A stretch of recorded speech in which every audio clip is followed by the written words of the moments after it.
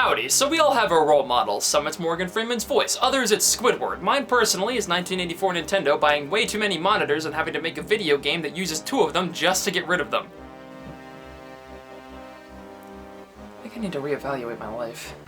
Flashback to the year 1983, your Nintendo. What's that? You're making a fan project that could potentially make our brand more popular? Lawsuit? You just purchased thousands of monitors for your hit arcade game Donkey Kong so you can make more cabinets to sell. But then, BAM! Look at it! It's a moving picture! A hand-drawn moving picture.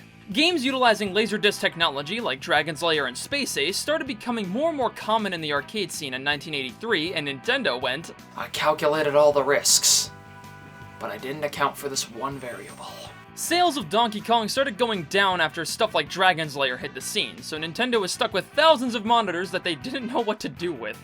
That, and they also had the problem of competing against games like Dragon's Lair, so they needed a game that would stick out. They decided to create a racing game that would utilize 2 screens instead of just one so they can be rid of the excess monitors, and they will be able to use new hardware that allows them to scale sprites to be larger or smaller. It was a great idea that would surely set them apart from the competition. However, much like a child who grew up without a father, it turned out to have a lot of problems. So apparently scaling and warping 2 or more sprites on the screen at once was not possible. Nintendo was back to square one, not really certain on what game they could make until a man by the name of Genyo Takeda suggested the idea of a boxing game and everyone else went, yeah, okay. Takeda would be the lead director, and Miyamoto would design the opponents. The game would utilize a 2-screen idea, with the bottom being utilized for gameplay and the top displaying stuff like character profiles and health bars. Then, December of 1983, February of 1984, and July of 1984, Punch-Out was released in arcades, and it became a hit with gamers everywhere. People in all regions adored the game. It topped several arcade charts here in the US, and reviewers praised Punch-Out's unique visuals and gameplay. Punch-Out's success could be largely contributed to the look of the cabinet and the graphics. On top of that, the game was just genuinely fun to play. I forgot this was an 80s arcade game. Holy fuck, this game feels so wacky. Dodging is responsive, but punching always has this weird delay to it, like it takes the guy a couple seconds to actually throw the punch. If you manage to land several successful hits, your KO meter fills up, and once it's full, you can unleash a stronger right hook to deal greater damage to opponents. Hitting the joystick up and down determines where you're blocking and punching. Strategy does kind of exist here, it's mostly just spamming when you get an opening and hoping you never give an opening for your opponent to hit back. The boxers are easily the most appealing thing about this game, though. Each one has a different personality and style of fighting, which helps keep the game pretty fresh. We got Glass Joe first, the guy who thinks he's tough, Piston Hurricane, the guy who is tough, Bald Bull, whose bull charge is piss easy to stop here, and Pizza Pasta. Oh no, oh that's not okay. By the way, Pizza Pasta's a fucking scumbag. He'll rub against you, taking away your meter you spent all this time trying to build up, and his pattern makes no fucking sense whatsoever. What kind of fucking name is Pizza Pasta anyway? Was his dad Pizza the Hut? When Nintendo launched the NES, they started porting a bunch of their popular arcade games to the console, like Mario Bros. And Donkey Kong. So obviously, the first chance they got, they plopped Punch-Out on there as quick as they could.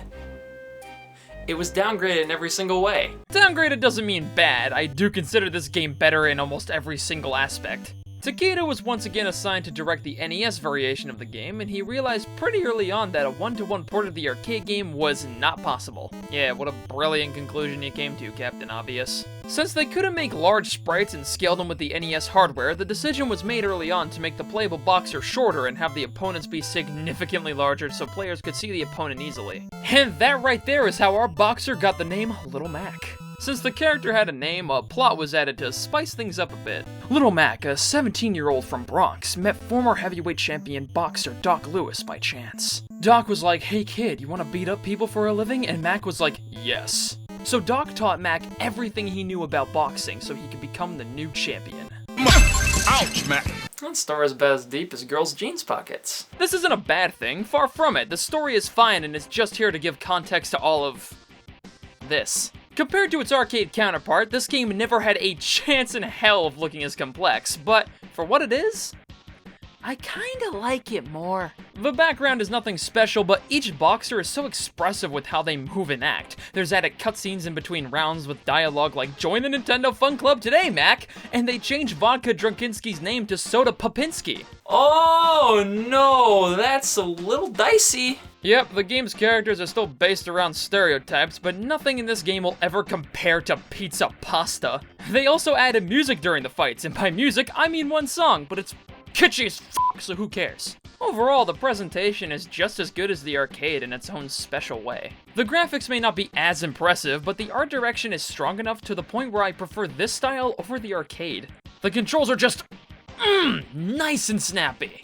Pressing A or B will punch the body, and holding up will punch the head. Just like the arcade, pressing left or right will dodge in those respective directions. Pressing down will block, double tapping down will duck, and punching a boxer at just the right moment will give you a star, then just press the start button to do a star punch. The controls are near perfect. There's no delay with anything. It's all instant, which is a good thing considering the gameplay changes. Instead of randomized punches and bullshit from the arcade, this game relies more so on puzzle solving. I've said this in the past, but each boxer has distinct moves and gimmicks to make each one a distinct challenge from the others, like Bald Bull's Bull Charge, Great Tiger's Magic Punches, or Glass Joe's little bitchiness. I love every fight in this game. They just keep ramping up the challenge slowly as time goes on, to the point where you have boxers punching at ludicrous speeds. Now, a pessimist would say that this game would lose replay value once you figure out how to beat every single boxer in the game, but I would like to counter that argument by saying, well, yes, once you figure out how to beat each boxer, that challenge is gone, but now you have a new challenge in seeing just how fast you can beat each one. Fighting Von Kaiser, you could fight him normally by stunning and punching him, or you could actually play the fucking game and milk him for stars and knock his ass out in the first round. You can do pretty much the exact same thing to Great Tiger since they are just sprite swaps. Wanna beat Piston Honda faster? Here, let me show you how it's done. Bald Bull's charge is pretty intimidating. Oops. Hey look, Glass Joe! I don't want to spoil every single fight for you guys. It's still really fun to figure it out for yourself, and besides, once you do beat all the boxers, Mike Tyson's gonna figure out the mystery as to why you're still conscious. So while Punch-Out was being localized for America, Nintendo's president at the time, Arakawa, went to see a boxing match featuring Mike Tyson and was like, oh shit, he's pretty good. And he was so impressed by him, he wanted to feature him in Punch-Out. This led to the creation of the Dream Bout, where you can fight Mike Tyson and... well, this is a nice change of pace. Mike Tyson is the hardest boxer in the game, and I've never beaten him. I can get through the whole game and then...